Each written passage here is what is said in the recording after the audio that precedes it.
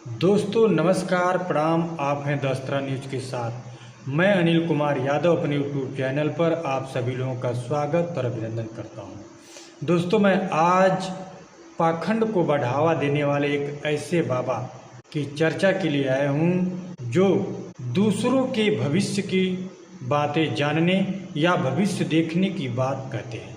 नाम है धीरेन्द्र शास्त्री। शुक्रवार को बाबा धीरेन्द्र शास्त्री यानी बागेश्वर वाले बाबा का जन्मदिन था। उनके जन्मदिन से पहले गुरुवार को उनके यहाँ श्रद्धालु हजारों की संख्या में इकट्ठा हुए। तभी बारिश होने लगी और बारिश से बचने के लिए जो बाबा बागेश्वर धीरेन्द्र शास्त्री ने टेंट लगवाया हुआ था, उस टेंट में लोग बारिश से बचने के लिए घुसते हैं। तभी टेंट गिरता है और उस टेंट से गिरने से एक श्रद्धालु की मौत हो जाती है, जिनका नाम श्यामलाल कौशल बताया गया है। श्यामलाल कौशल के दामाद राजेश कुमार कौशल ने बताया कि वह गोंडा जिले के रहने वाले और उनकी ससुराल बस्ती जिले में है और एक दिन पहले वह बाबा बागेश्वर के जन्मदिन में शामिल होने के लिए यहाँ आए थे। उनकी बाबा बागेश्वर के प्रति बड़ी श्रद्धा थी, लेकिन बाबा बागेश्वर ने कहा कि बहुत छोटी सी घटना है, एक व्यक्ति की जान चली जाती है, लेकिन यह पोगा पंडित उस घटना को एक छोटी सी घटना करार देता है। हालांकि कुछ लोग कह रहे हैं कि इस घटना में और भी बड़े हादसे की संभावना है जो छिपाई जा रही है और उस घटना में 8 लोग घायल भी हुए हैं। दोस्तों घटना हो गई, एक व्यक्ति की मृत्यु हो गई और 8 लोग घायल हो गए और वह बाबा अपने जन्मदिन को मनाने से बाज नहीं आता है। अपना जन्मदिन बड़ी धूमधाम से मनाता है। केवल यही कहता है कि छोटी सी घटना हुई है, एक व्यक्ति की जान चली गई है, उसको बागेश्वर धाम में एक दिन का जो चढ़ावा होगा उसके परिवार वालों को दिया जाएगा।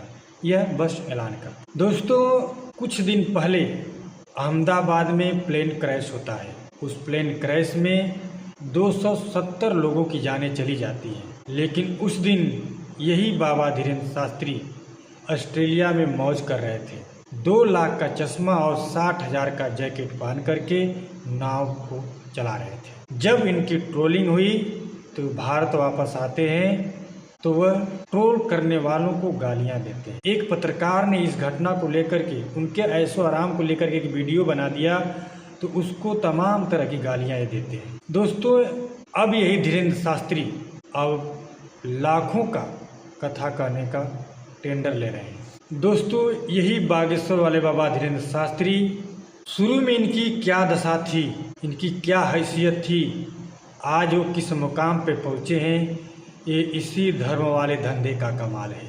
जिस बाबा के घर एक मोटरसाइकिल नहीं थी, आज वही बाबा जहाज और हेलीकॉप्टर से घूम रहे हैं, देश विदेश का दौरा कर रहे हैं और लाखों का करोड़ों की प्रॉपर्टी को खरीद रहे हैं।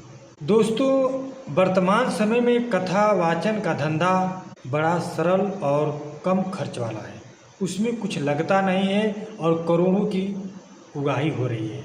इसमें इस धंधे में युवाओं का शीघ्रता से प्रवेश होता जा रहा है और ये युवा पाखंड को बढ़ावा दे रहे हैं, देश में अंधविश्वास की जड़ों को मजबूत कर रहे हैं। जो लोग पहले कभी कहते थे, आज वो लोग भी इस कथावाचन वाले धंधे में शामिल हो गए हैं, यानी इस धंधे से जुड़ गए हैं।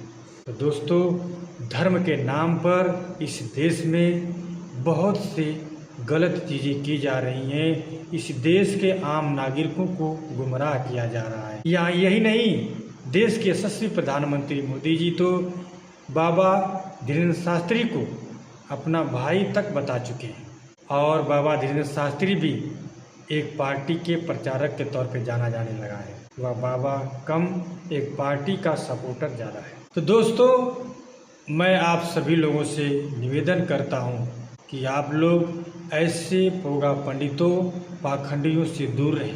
आप अपनी श्रद्धा लेकर उनकी शरण में जाते हैं, आपके साथ कोई अनहोनी हो जाती है तो उससे एक छोटी सी घटना मात्र बता करके पल्ला झाड़ लेते हैं।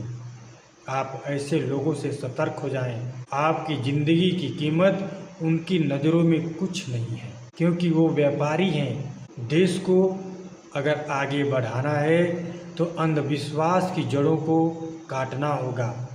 इस तरह के पोगा पंडितों पाखंडियों से बचना होगा और अपने देश के युवाओं को ऐसे लोगों से बचाना होगा जो धर्म के अंधेरे में ढकेल रहे हैं। जो लोग श्रद्धालु बनकर उनके लिए अपने आप को समर्पित कर रहे हैं, उन लोगों की नज़रों में इनकी ज़िंदगी की कीमत कीड़ों मकोड़ों से भी कम आकी हुई है। दोस्तों, अगर यह जानकारी आप सभी लोग को अच्छी लगी हो तो प्लीज़ चैनल को लाइक कीजिए, सब्सक्राइब कीजिए, शेयर कीजिए। नमस्कार।